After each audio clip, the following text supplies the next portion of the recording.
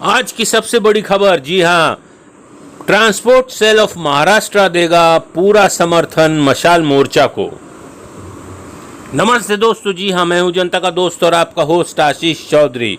और आप देख सकते हैं निर्गुण कौले जी हां, हाजी अराफत शेख जी के साथ, श्री राम शेठ ठाकुर जी के साथ, और हम आज उनसे बात करेंगे इस मशाल मोर्चा के बारे में, जो कि सोमवार को यानी 9 अगस्त को निकलने वाला है।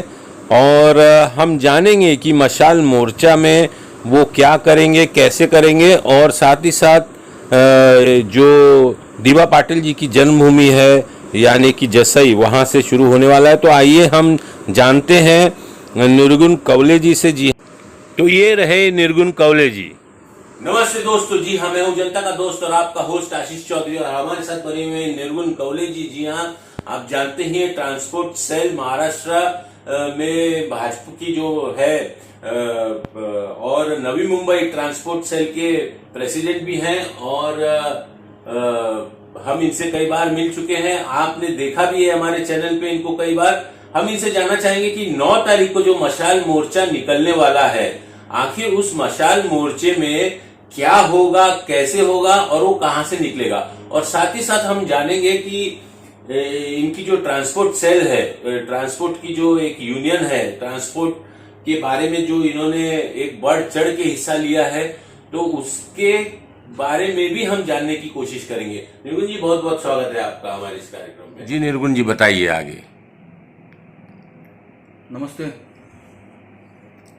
दरअसल हमारा जो मशाल मोर्चा है, आप इससे पहला भी मेरे ख्याल से जो वाहतूकदारों के लिए हमारा जो मशाल मोर्चा निकला था, इसके लिए आप जब भी पहली बार मुझे मिले तो ये मशाल मोर्चा क्या है, आपने पहला ये सवाल मुझे पूछा, तो यकीनन मैं आपसे कहना चाहूंगा कि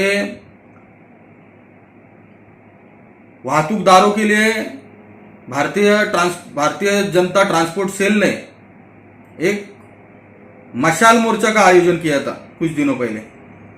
मुंबई के जो रिक्शा और टैक्सी चालक है, उनका भाड़ा बढ़ने के लिए ट्रांसपोर्ट कमिश्नर से बात करने के बाद भी हुआ नहीं था। इसके लिए हमने मशाल मोर्चा मुंबई में हुतात्मा चौक से आयोजित किया था, और उसका थेट परिणाम वो राज्य सरकार को हुआ, और मुंबई में रिक्शा और टैक्सी का 2 और 3 रुपए भाड़ा बढ़ गया। अभी मैं यहां के हमारे जो भूमिपुत्रों का जो मुद्दा है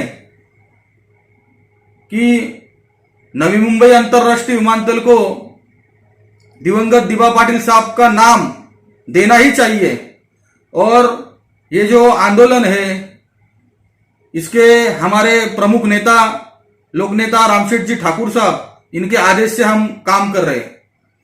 यकीनन उन्होंने कल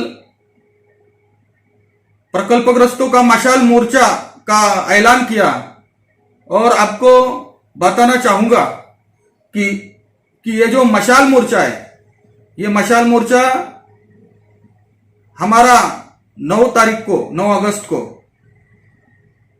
दिवंगत दीवा पाटिल साहब की जन्मभूमि जसई, यहां से चालू होगा, और वो हर गांव, मतलब के उरण, पनवेल, कर्जत, ठाणा, अलीबाग, कल्याण डोंबिवली, मुंबई, ये हर गांव में मशाल मोर्चा होगा। और हमारा मानना है, हमने बहुत बड़ा आंदोलन किया, सरकार की आंख नहीं खुली,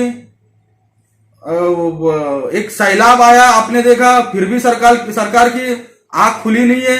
जी जी जी। तो हम चाहते हैं कि ये मशाल की जो आग है, ये आग से सरकार जग जाए जी, और उनके एक दिमाग में सरकार की एक मंशा हो जाए कि यहाँ के जो भूमिपुत्र है, उनकी जो जनभावना है, वो दिवंगत दीवा पाटिल साहब का नाम नवी मुंबई अंतरराष्ट्रीय विमानतल को होना चाहिए।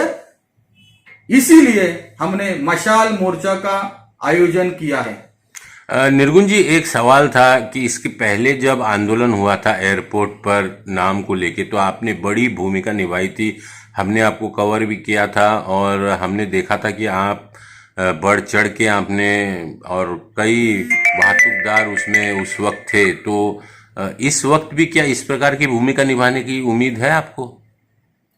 नहीं, मेरे ख्याल से अभी ये वाहतूकदारों का नहीं है वहां पे कुछ मशाल मोर्चा में।